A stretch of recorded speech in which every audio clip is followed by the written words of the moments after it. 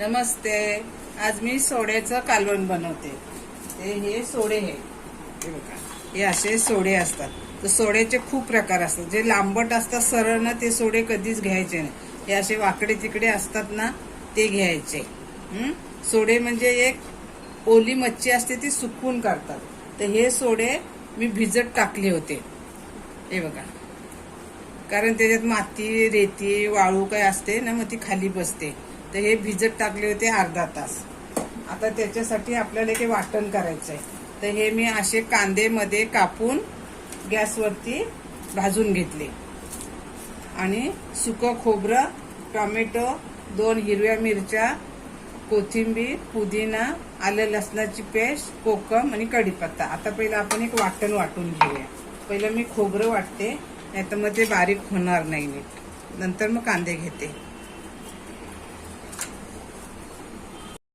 आता आपण खोबरं वाटून घेतलं. आता हा कांदा भाजून घेतला ना गॅसवरती, तो टाकूया. टोमॅटो, मिरची, कोथिंबीर आणि पुदिना आणि हे आलं लसणाची पेस्ट, ही आता आपण एकदम बारीक पेस्ट करून घ्यायची. आता हे वाटून घेऊया. आता हे वाटण आपलं हे बघा एकदम पेस्ट केले. आता हे इथे कढईमध्ये मी 2 चमचे तेल घातलंय. तर हा एक कांदा छोटासा कापून घेतलाय, तो टाकूया. कढीपत्ता आणि हे वाटण जे आपण केले मिक्सर मध्ये ते घालूया. ते पण चांगलं परतून घ्यायचं.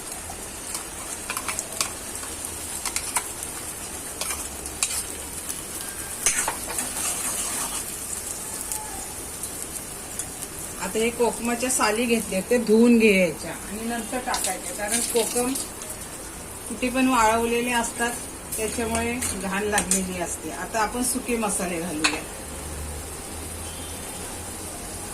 बडीशेप पावडर 1 चमचा, जिरा 1 चमचा, जिरा पावडर 1 चमचा, गरम मसाला 1 चमचा,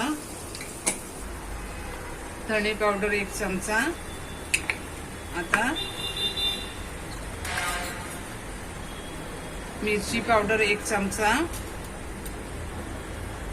हळद 1/2 चमचा आणि चवीनुसार मीठ.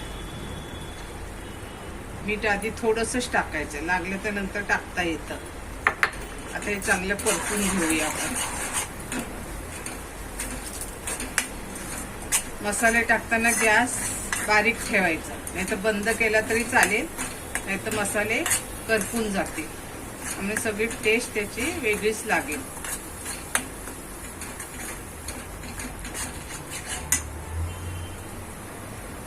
आता इथे एक मी बटाटा पण मीडियम आकारचा सोलून कापून घेतलाय, कच्चा बटाटा. तो पण टाकूया. टाकलं तर, नाही टाकलं तरी चालतं. तो परतून घेऊया.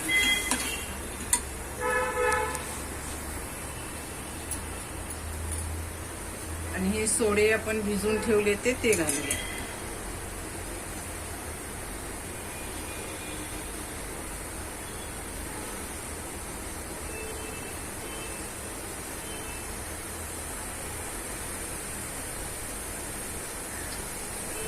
हे बघा, ही अशी सोडे भिजत का घालायचे, तर ही अशी घाण असते सोड्यामध्ये,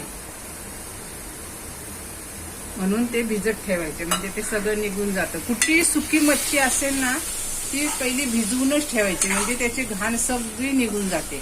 आता ह्याला आपल्याला एकदम पातळ नाही करायचं, एकदम सुकं नाही करायचं, असं लपथपीत करायचं. आता ह्याच्यात आपल्याला काही नको टाकायला, फक्त पाणी वतायचं आहे. 1 मिनिट.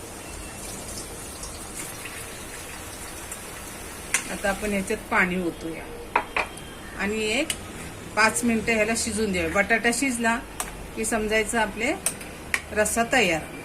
झाकण ठेवते. आता हा आपला सोड्याचं कालवण तयार. आता ह्याच्यातलं बटाटा पण शिजलाय, दाखवते तुम्हाला मी.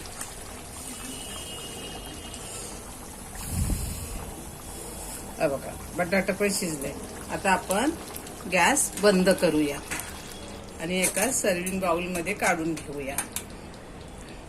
आपलं सोड्याचं कालवण तयार आहे.